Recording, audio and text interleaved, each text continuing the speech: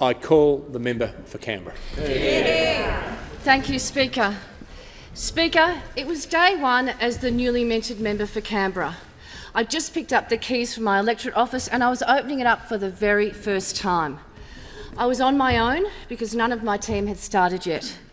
And as I opened the door, I heard the phone ringing. At the end of the line was a very distressed woman, a single mother, living with her 3 daughters in her mum's 2-bedroom home, sleeping on the couch, doing it tough, desperate for a home. I got Leah home, and she is just one of the many Canberrans my team and I have helped to secure that most fundamental of needs, safe shelter. And it's those days, Speaker, those days that are the very best days of this job. Because as another single mother said to me, my whole life turned around once I got a house.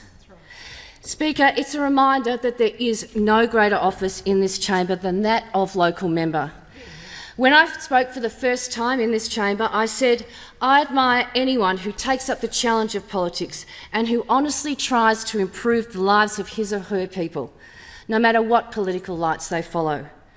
In the end, it's about improving people's lives, and at its best, politics is about building a better community and a better nation. But, Speaker, politics is a contest of ideas, and there is a reason why I am Labor. I come from a working-class matriarchy of single mothers just like Lee. My great-grandmother was a domestic. She brought up 13 children on her own in a house with dirt floors and paper walls. She spent her life bent over a copper, cleaning the clothes of the wealthy, and she left school when she was just 11. My grandmother worked 3 cleaning jobs. She brought up 7 children on her own in a housing commission home. She spent her life with an abiding fear that the state would take her children away because she was poor, and she left school at just 13. My mother was dragged kicking and screaming from school at 15. I'm not looking at you, Mum. She brought up my sisters and me on her own when my father left us when I was 11 with $30 in the bank. Those early years after he left were really tough. We ate out every second night at relatives and friends. There were no school camps, and my desk was borrowed from my school, my public school.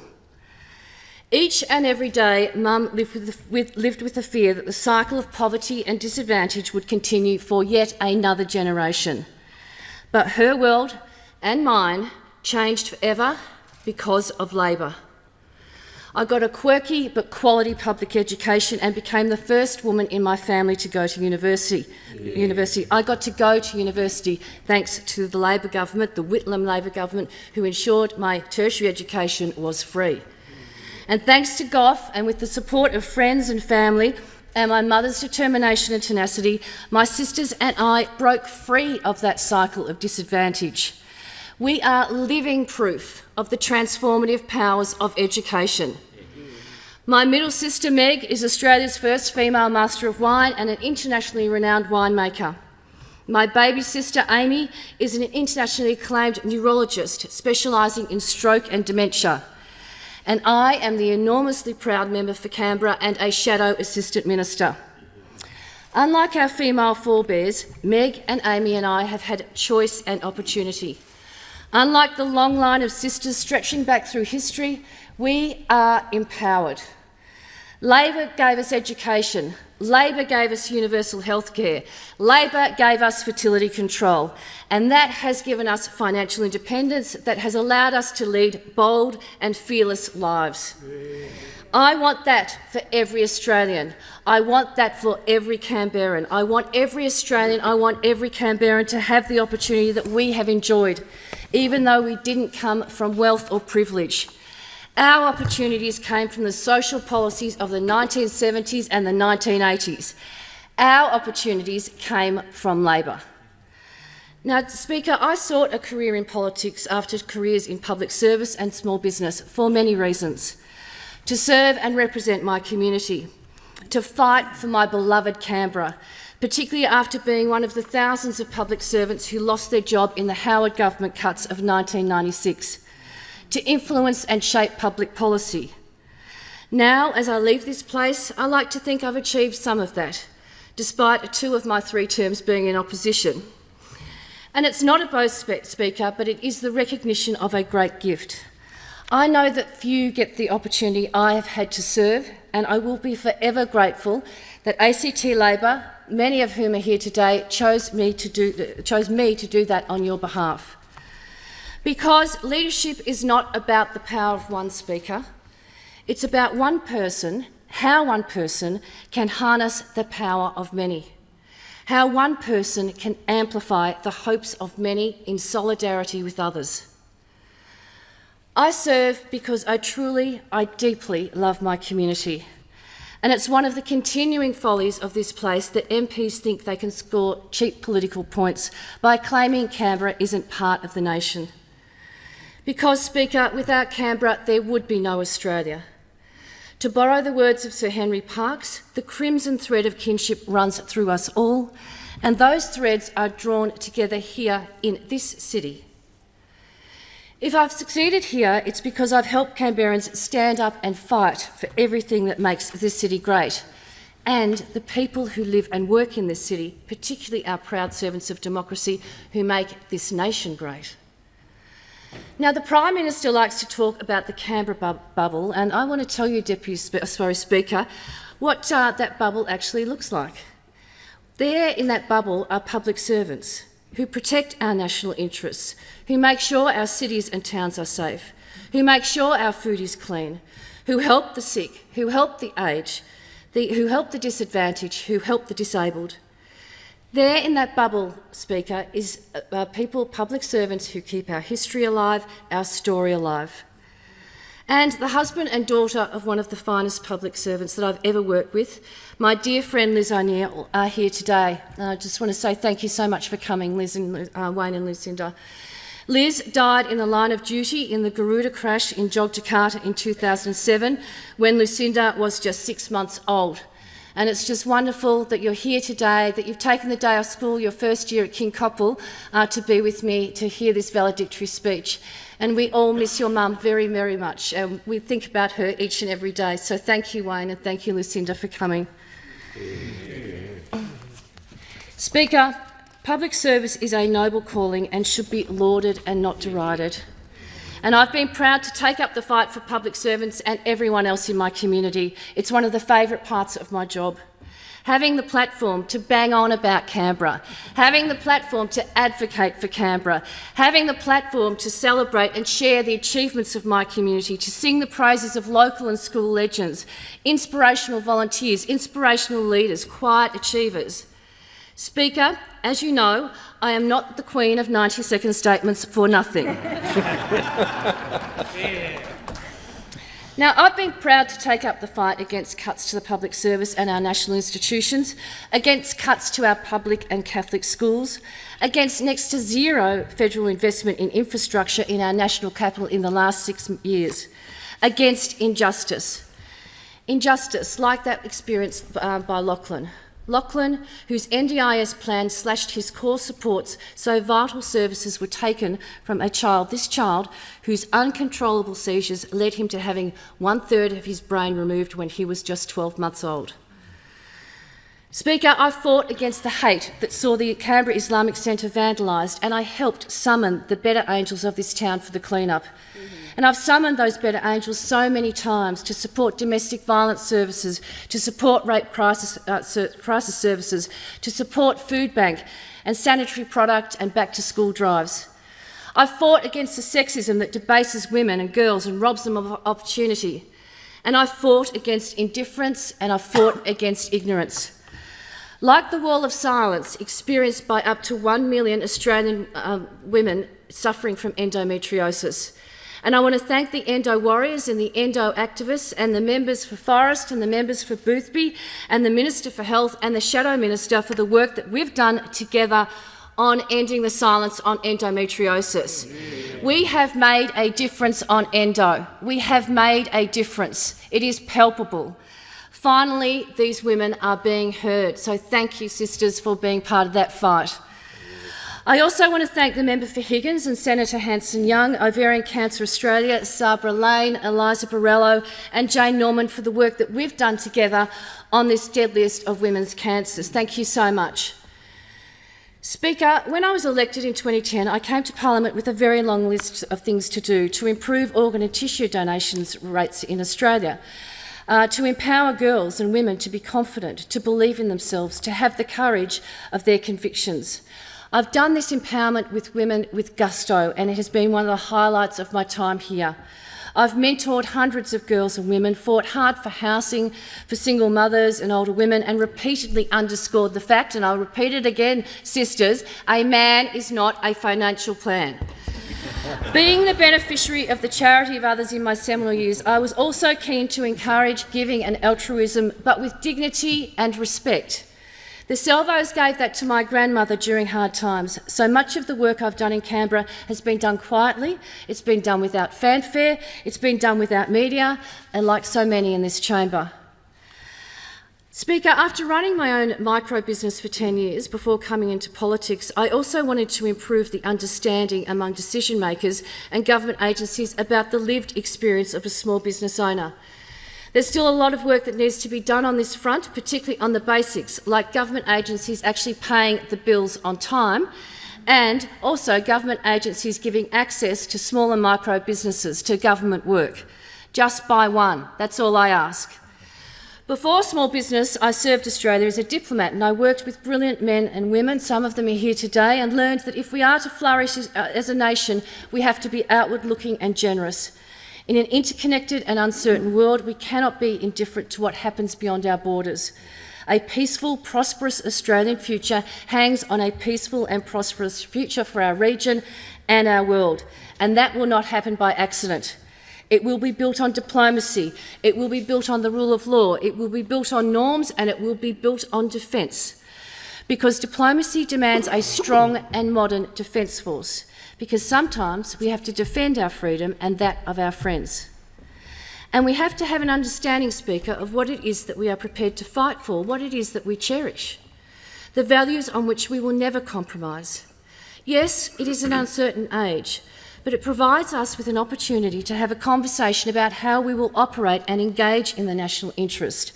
It's an opportunity to articulate the principles that will operate inside our borders and how they will translate to our approach beyond them. It's an opportunity to acknowledge that we are indeed a middle power, but a middle power that is confident in asserting how we will engage at home and abroad, and how we think others should engage in Australia and abroad. It's an opportunity to say, this is who we are. This is what will guide us. This is what we will discuss, and these are the no-go zones. Now, in the time I've been here, I've also seen the rise of a new threat. Our interconnected world has brought great wonders, but it's also brought adversaries into our offices and our homes. We need to be doing much, much more on every front on cybersecurity.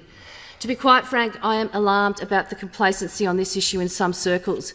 The complacency around skills, around standards, around empowerment, about government agency and critical infrastructure, cyber resilience, about innovation, about research, industry cooperation, and the fact that only 11% of the workforce are women in the cyber industry. We have got to grip this up, Australia.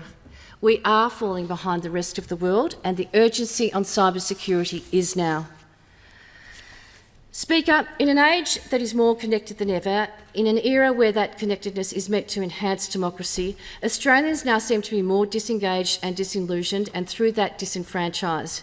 We, in this place, in the media, in the community, have been the first to call for behavioural and cultural change in our schools, in the corporate world, in our boardrooms, in our cultural, sporting, academic and religious institutions, in the public service and in the ADF.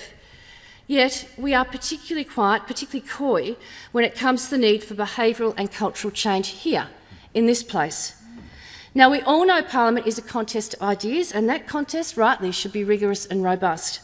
But that contest should not be personal, and it does not need to be a blood sport. So please, in my final days, please can we have more policy and less posturing in Parliament? Yeah. Change the government and do that.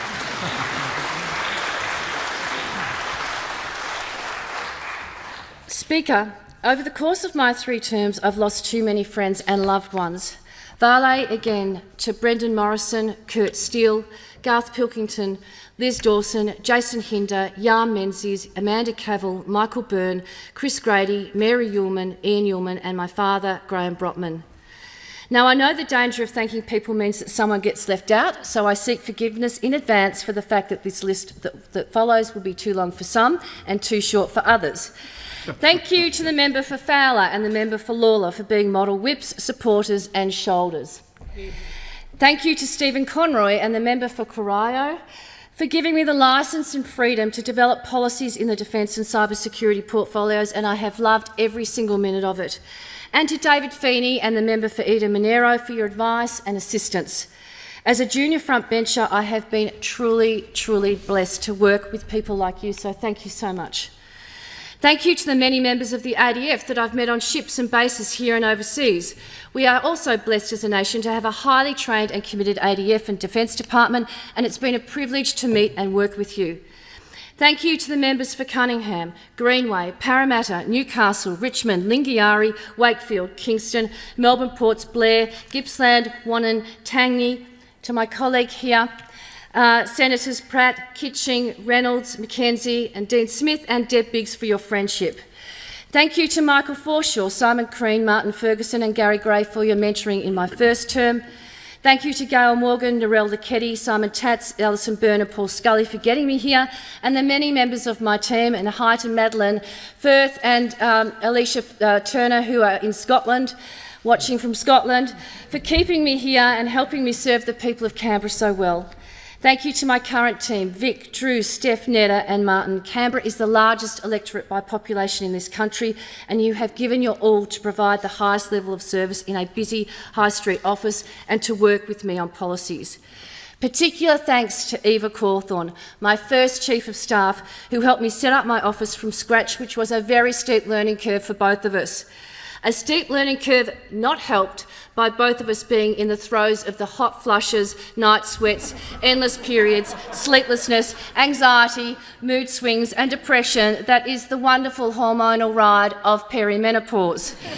And this is something else we should be talking about, Australia.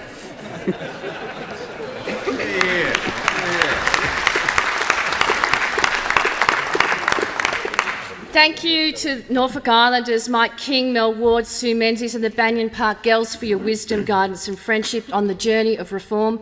Thank you to Canberra's multicultural community, particularly Sandy Mitra, Diana Abdul-Rahman, Natalie Mohini and Chin Wong. Thank you to Aspie's Peter Jennings, Fergus Hanson, Danielle Cave, Lisa Charland, Anthony Bergen and Stephen Lucy for your sage advice for being my brains trust. Thank you to the Canberrans who have tirelessly served on my many grants panels, particularly Steve Rowan-Jones, Anthony Corder and Louise Bilston, who've been there with me from the start. Thank you, Deanna. Where are you, Deanna? Thank you to Deanna Atkinson, who's kept our house in order for more than 20 years. You always give above and beyond, most recently when it became the House of Horrors and was filled with hundreds of blowflies after a rat died in our roof when we were away at the coast over summer. Thank you, Deanna. I think a round of applause for Deanna for that effort. Thank you to my patient girlfriends who've always been there for me, even though I haven't always been there for you. Special thanks to my best mate, Virginia Stanhope. Thank you to our Deputy Leader for your tireless commitment to advancing the cause of women. Thank you to the Leader of the Opposition for your friendship and support, particularly at the beginning of this term. There is daylight between my first term and the last 2 terms. You have led a truly united team and you've encouraged us all to be bold in our thinking and our ideas to advance our great Labor tradition, so thank you.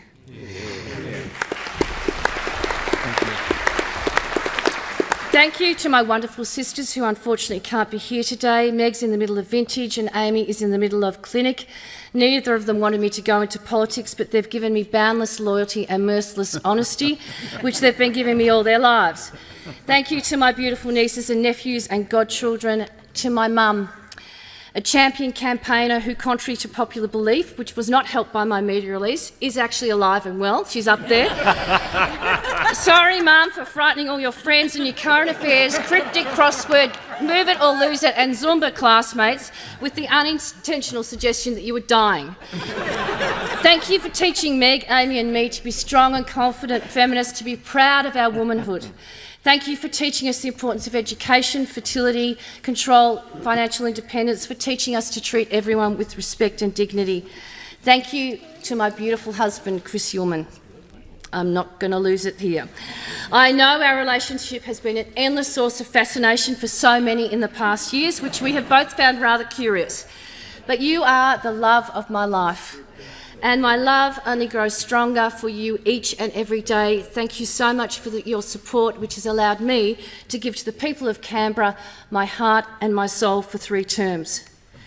Speaker, I have chosen to leave my political career at this point because I now want to give my heart and soul to my family and friends. Mum turning 80 this year, and the loss of too many close friends too young has made me realise that life is short and life is precious. When you're saying goodbye over the phone to a friend in his 50s who has just 2 weeks to live, or you're saying goodbye to a friend in his 60s who has hours to live, which we did over the summer break, you do really focus on what's important in life. And for me, that is my husband, my family, my friends and my godchildren.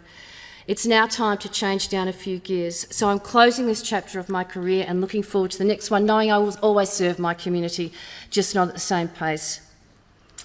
Representing the people of Canberra has been an enormous honour and privilege and brought me great pride and joy, and I want to thank you, Canberra, for putting your faith in me for 3 terms.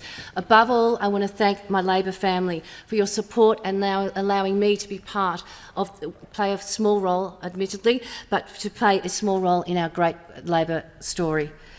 I'm not a blind partisan and have many friends of all political dispositions, but I am Labor to my bootstraps. In 1983, I handed out my first how to votes in the election that saw the Hawke Labor government sweep to power. 36 years on, I'm looking forward to handing out how to votes for a shortened Labor government.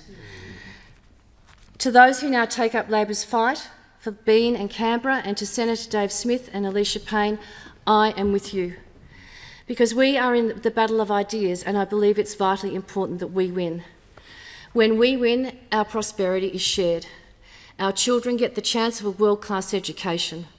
Australia gets a country that supports the weak, a nation that uses its wealth to help the poor. When we win, individuals are encouraged to excel, but never at the expense of the common good. Workers get a fair day's pay for a fair day's work. We fight for jobs, we fight for the environment. When we win, our nation is outward-looking and engaged with our allies and the forums of the world. We demand from each the best they can give and offer to each the chance to be the best they can be. A shortened Labor government will change Canberra, and it will change the nation for the better, offering equality, choice and hope to all, no matter what their postcode, no matter what their background, no matter how much their parents earn. Opportunity for people like Meg and Amy and me to realise their potential, to contribute to their community and to lead bold and fearless lives. I thank the House.